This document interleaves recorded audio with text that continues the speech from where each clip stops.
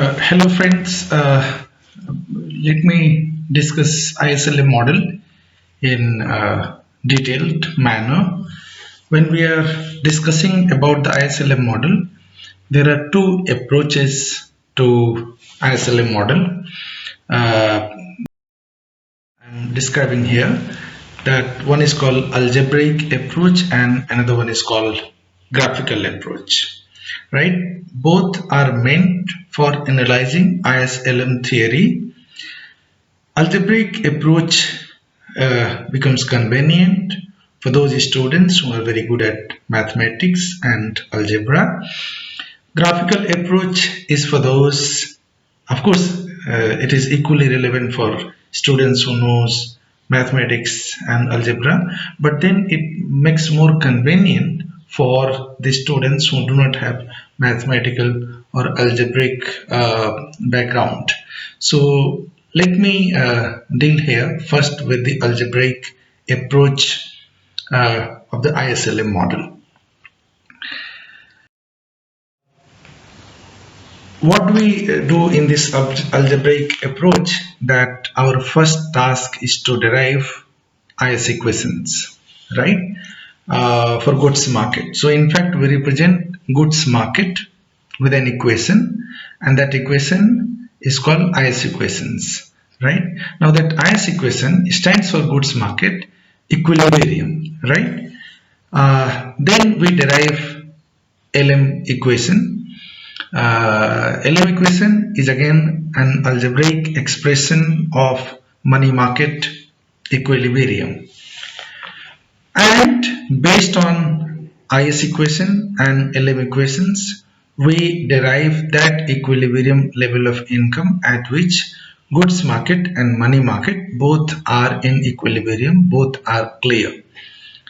So this conditions of equilibrium in goods market and money market, which is derived, which leads us to find out equilibrium level of income, also gives an equilibrium interest rate, an equilibrium level of interest rate at which goods market and money market both are in equilibrium.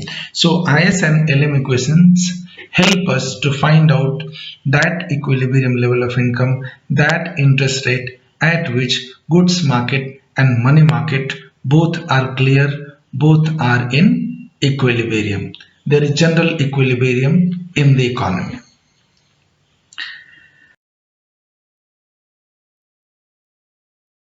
When we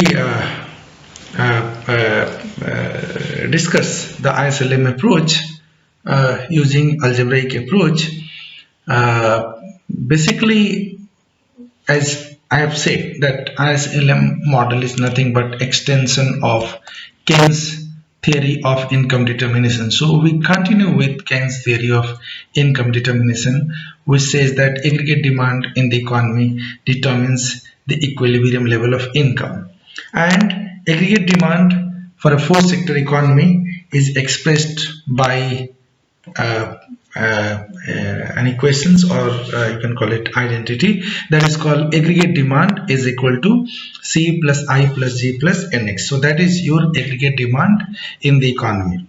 C stands for consumption, I stands for investment, G stands for government expenditure, NX stands for net exports. So we are calling this equation 1. Now here consumption, as we have discussed previously in Keynesian theory of income determinations, that consumption is the function of disposable income, and it is expressed by equation 2, which says that consumption is equal to C bar, that is autonomous consumptions, plus small c, which is marginal propensity to consume, and YD is disposable income. That is what your consumption function is. The big difference from the Keynesian theory of income determinations and ISLM model of income determinations is that investment now is no more autonomous. It is function of interest rate, and here we express investment is equal to I bar minus BI. I bar is autonomous investment, and B basically stands for sensitivity of investment to interest rate, and I stands for interest rate. Then we have G, which is autonomous, so we make it G bar, the way we used to do in Keynesian model of income determinations. And then we have net export, which is again we take as autonomous variable. All right, it's given. So what we find that except investment, all other components of aggregate demand in ISLM model are same as what we saw in Keynesian model of income determinations.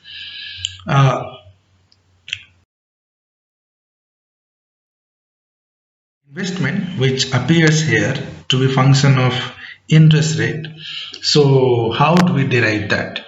In fact, Hicks took into consideration that investment is not merely determined by expectation by the business sector, but it is also dependent upon interest rate, which Keynes completely ignored. Keynes said that investment level in an economy is determined autonomously, is determined by expectations of the business individuals, those who are doing business. Now, the Hicks conclusion that investment is function of interest rate is based on a very well-known concept called marginal efficiency of capital, right? So he argued that based on marginal efficiency of capital, that investment will always be negatively related to interest rate, which means if interest rate rises, investment falls. If interest rate falls, investment rises in the economy, and that is what we generally observe in reality. So the total investment is expressed by this equation, that is your I is equal to I bar minus Bi, which we have already shown previously in the form of equation 3. Here I bar is autonomous investment, and that is determined by non-interest factors.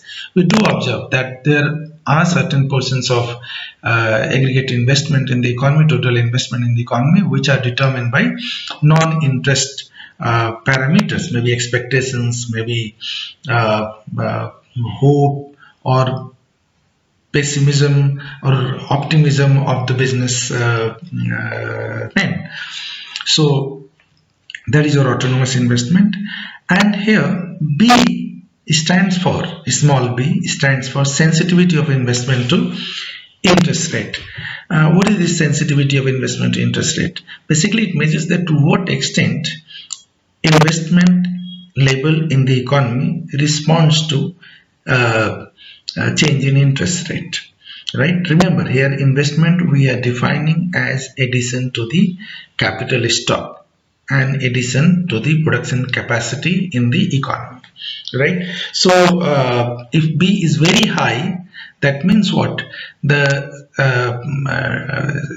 some level of change in interest rate would cause very high level of change in investment, right? That means if interest rate rises, then investment would fall by higher magnitude if small b is higher, if sensitivity of investment to interest rate, change in interest rate is higher. Similarly, if b is lower, then the same change in interest rate would cause lesser change in investment, though investment do respond to interest rate, and that's why small b would always be positive. I stands for your interest rate. So here the investment function shows that if interest rate rises, total investment falls. The magnitude of change in investment depends upon value of B and change of interest rate. So if B remains the same, then if interest rate rises or falls would lead to change in investment. And similarly, if interest rate remains the same, but if there is change in sensitivity of investment to interest rate, then that would also affect the level of total investment in the economy, right? If B rises, the total investment falls at the same rate of interest rate, and if B falls, then at the same rate of interest rate investment rises. So that is what your investment function, which was derived by Hicks, and that is what the major contribution in the Keynesian model of income determinations by John Hicks. we come to what you call derivation of IS equation. As I said, that algebraic approach of ISLM model basically first derives IS equation and then it derives LM equations, right? So let us first derive IS equations. To derive equilibrium level of income, we assume the condition of equilibrium in the economy, which was done by Keynes while he talked about determinations of equilibrium level of income in the economy. Right now, this equilibrium condition is expressed by this equation 6, which is y is equal to aggregate demand. So if we substitute the what you call components of aggregate demand from equation 1 into 6, we get the following expression, that is called y is equal to c plus I plus g plus nx. Right, this is your equation 7, which is nothing but national income identity, right, where left hand side is total income, right hand side is total expenditure in the economy. Okay, so if I substitute the value of C, I, G and Nx, I get expression equation 7 as y is equal to C bar plus CYD plus I bar minus BI plus G bar plus net export bar, right? So once we try to solve that, what we get, I mean, of course, you have got yd.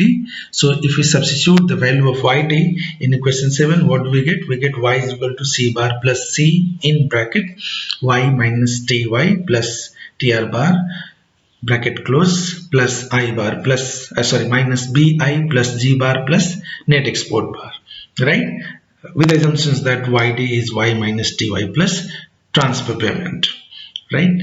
So have done that, we can now calculate the equilibrium level of income. So we take the y term to the left hand side, we get y minus c into y minus t into y is equal to c bar plus c tr bar plus I bar plus minus bi plus g bar plus nx bar. Now assuming that c bar plus ctr bar plus I bar plus g bar plus nx bar is equal to a bar, because they are all autonomous components of aggregate demand, so they can be summarized as a bar. We can write y whole bracket 1 minus c into 1 minus t bracket close is equal to a bar minus bi. Now we can calculate the value of y, right? So y is equal to a bar minus bi upon 1 minus c into 1 minus t. Now this is what your equilibrium level of income. Now if you look at this, 1 upon 1 minus c into 1 minus t is nothing but multiplier, and let us call this as government expenditure multiplier, because we are dealing with ISLM model where we discuss implications of fiscal policy and monetary policy, right? So that multiplier has been termed as alpha G, which is your government expenditure multiplier, and that is nothing but 1 upon 1 minus c into 1 minus t. So we get this equation 8 where y is equal to alpha G a bar minus b alpha G I, right? So this is your equilibrium level of income, which we have calculated. However, the problem with this, that unless we know the interest rate, we can't calculate equilibrium level of income, right? We know alpha G because alpha G is nothing but calculated on the basis of marginal propensity to consume and tax rate, which are exogenous economic variables. Their value would be given, right? A bar also is autonomous component of aggregate demand, whose value would be given. Similarly, small b, which is sensitivity of investment to change in interest rate, is also given. So what we don't know is interest rate. Unless we assume certain level of interest rate, right? We can't calculate equilibrium level of income. However, we know that interest rate is determining money market. So therefore, unless we know interest rate, unless we know what we call interest rate by looking at conditions of equilibrium in money market, or unless we know that there is equilibrium in money market, we can't have equilibrium interest rate, and therefore we will be unable to calculate equilibrium income. So what do we get here? We get two unknown variables. One is equilibrium income, and we don't know equilibrium interest rate. So therefore we get one equations but two unknown variables, and therefore we are unable to derive equilibrium level of income. However, this expression y is equal to alpha g a bar minus b alpha g I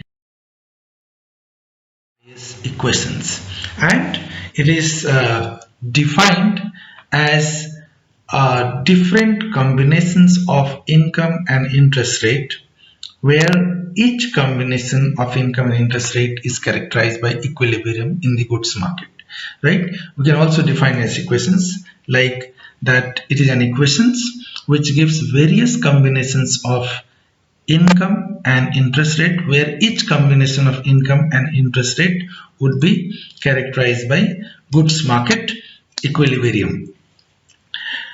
This equation at least conveys basic understanding about how the equilibrium income will behave in the light of change in fiscal policy and monetary policy. As you can see the equation 8, you will see that if government expenditure rises, A bar will rise, and if A bar rises, equilibrium income will also rise, right? And Y will rise to the extent of value of multiplier, right? Similarly, if interest rate falls due to rise in money supply, then also what will happen? Equilibrium income will rise. So that is what our IS equation tells, at least the implications of fiscal and monetary policy on equilibrium level of income. So it clearly shows that how fiscal and monetary policy are going to affect the equilibrium level of income in the economy. That is what the significance of IS equations, right? Unless we have derived equilibrium interest rate, we can't derive equilibrium level of income. And also we have discussed previously that to derive equilibrium level of income, we need to derive IS equations and LM equations, and with the help of both equations we would be able to solve the equilibrium level of income and interest rate. So what we also require is the LM equations, the equation which stands for money market, right? So LM equation stands for money market equilibrium, and for equilibrium, the demand for liquidity is equal to supply of money. That means what you call money market equilibrium is defined as equality of demand for liquidity and supply of money. Here M, right? L stands for liquidity, M stands for money, right? So L stands for demand for money and M stands for supply of money, and that is what gives us LM equations, right? The derivation of equilibrium interest rate is important to derive equilibrium income as per equation 8, and LM equation is defined an equation for money market equilibrium. Now, what is the conditions of money market equilibrium? The condition of money market equilibrium I just now said that money demand is equal to money supply. Here we express what constitute demand for money, because since we are talking about the money market equilibrium where there are two sides, money demand and money supply. So we also need to discuss, when we are discussing algebra of LM of money market, or when we are deriving LM equations, which stands for money market equilibrium, right? And money market equilibrium is money demand is equal to money supply. Therefore we first need to understand that what determines money demand. Remember, there are two segments of money demand. One component of money demand, remember, first we define money demand as the amount of money which is held by individuals in the house or in the pocket, right? That is what your money demand is. Okay, so there are two components of money demands. One, money demand which is influenced by income. Now, what are those types of money demand which will be influenced by income? Primarily the money which is held by the household sector for meeting what you call day-to-day requirements of consumption items, etc., and also certain contingencies requirement, right? All of us keep some money at home primarily to meet our day-to-day requirement, and also some contingencies requirement. For example, if I don't know when I'll get ill, when I don't know when I'll meet an accident, I don't know when a relative or guest will come, so we always keep some additional amount of money. So that is what your what you call money held by household for meeting precautionary requirement or contingencies requirement, right? So this what you call demand for money which is held by individuals, right? The money which is held by the individuals for meeting day-to-day requirement as well as contingency requirement is one type of money demand which is positively related to level of income. However, holding money also has got certain cost, right? And that cost is nothing but the rate of interest which is foregone by not holding money and holding bond, right? So here, if the interest rate is higher in the bond market, then the cost of holding money also will be higher, right? And if interest rate is low, the cost of holding money would be low. So what do you have here? That if interest rate rises, the cost of holding money rises, then an individual would like to reduce the money demand and would like to hold bond if the interest rate is higher. So here what happens, that your interest rate affects money demand negatively, that if interest rate rises, money demand falls, and when interest rate falls, money demand rises. So this type of money demand is called speculative demand for money. So these are the two components of money demand given by Keynes, where one component is influenced by income and another component of money demand is influenced by interest rate. Now these two types of money demand can give us an equation for money demand, which is expressed as equation 9 here, which is L is equal to Ky minus Hi, right? Where L stands for total demand, K stands for proportion of income people want to hold in the form of money, and Y is the income level which is determined in the goods market, and H is the sensitivity of money demand to change in interest rate, and I is the interest rate, right? So this is what your money demand functions. What determines what you call money supply, right? Money supply is considered in ISLM model as exogenous, and across all the models money supply has been considered as exogenous because it is entirely prerogative of the central bank to decide whatever level of money supply it wants to maintain in the economy, right? So we get supply of money to be equal to M upon P, where M is nominal money supply and P is price level, right? M by P is also called supply of real balance. So basically here we are measuring what you call real money supply by dividing what you call total nominal money supply by the price, which will tell you that how much goods and services this supply of money can command, right?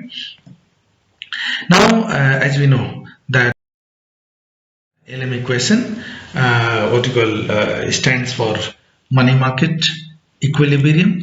So, what are the conditions of money market equilibrium? The condition of money market equilibrium is money demand is equal to money supply, and if we bring together the money demand functions or equation for money demand and equation for money supply, together we get Ky minus Hi is equal to M by P. So left hand side stands for demand for money and right hand side stands for supply of money, right? Now if we solve these equations for finding equilibrium interest rate, then we get the following expressions, right? So we get I to be equal to K upon H y minus m by p upon h. So that is what your interest rate. So what do we find here? That again, unless we know equilibrium level of income, we can't find out equilibrium level of interest rate. So here interest rate can be calculated only if we know income level, right? And that equilibrium level of income is determining goods market,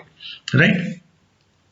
Now this what you call equation 12 basically is an equation for money market equilibrium, and that we call LM equations, right?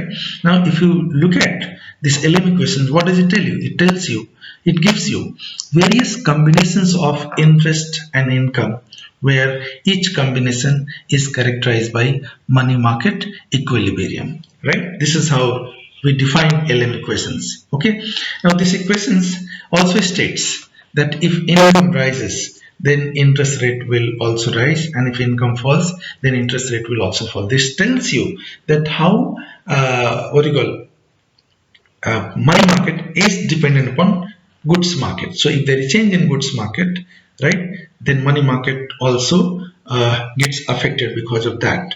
So if you look at IS equations and LM equations, both basically express that how in IS equations goods market is dependent upon money market, and LM equation states that how money market is dependent upon goods market. Once we have derived IS equations and LM equation, equilibrium level of income, which was done by Keynes, assuming that goods market is in isolations of money market, right? But Hicks believed that analyzing only goods market in isolation of money market is not a complete analysis of an economy, and therefore we need to bring goods market and money market together, and then we and in that situation, when we derive equilibrium level of income, that equilibrium level of income will fulfill the conditions of equilibrium in overall economy, right? So let us derive the equilibrium level of income. We repeat here IS equation, y is equal to alpha g a bar minus b alpha gi.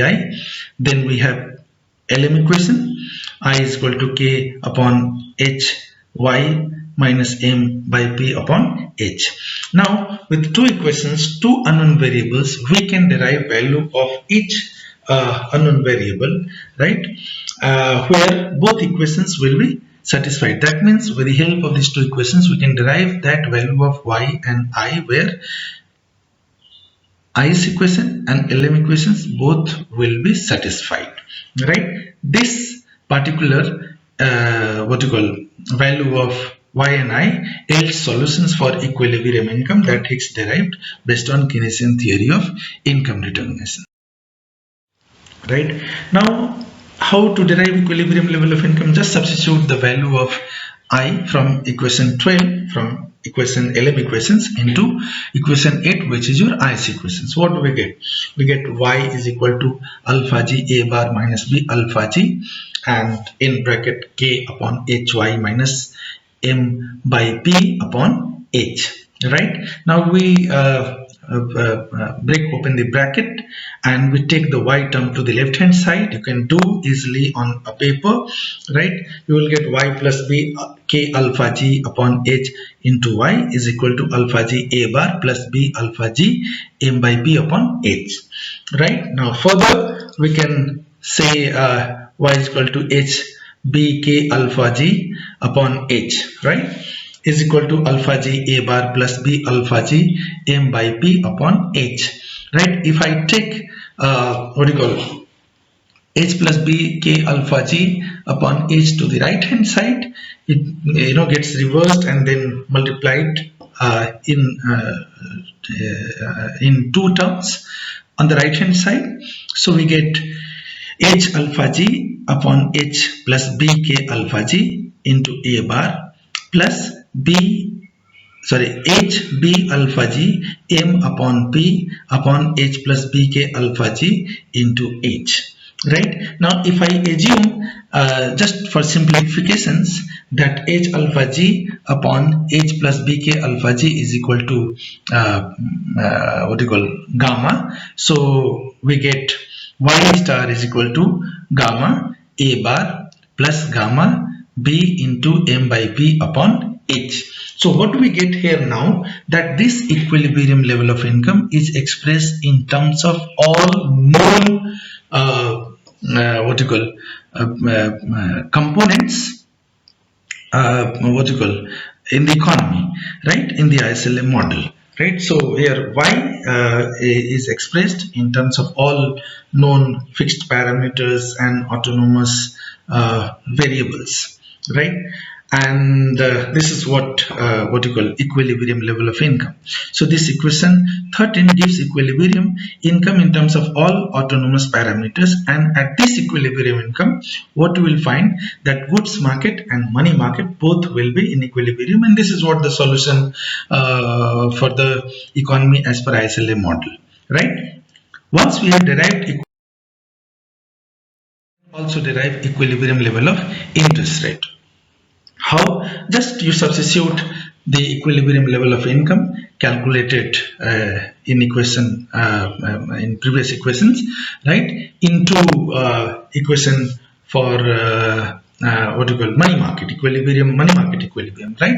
So when we substitute the value of equilibrium income into equation for money market equilibrium, right, we are able to derive equilibrium interest rate, right? And what do you call this is what the value of equilibrium interest rate would be, which is expressed here in equation 14. You can do that on paper, and you will be, you do some little bit manipulations, and this is what you will get. So this equation gives the equilibrium interest rate at which goods market and money market both are in equilibrium. So we are able to now derive equilibrium income and equilibrium interest rate, right, with the help of IS equations and LM equations, right? And this equilibrium income and interest rate are such that goods market and money market both are in equilibrium.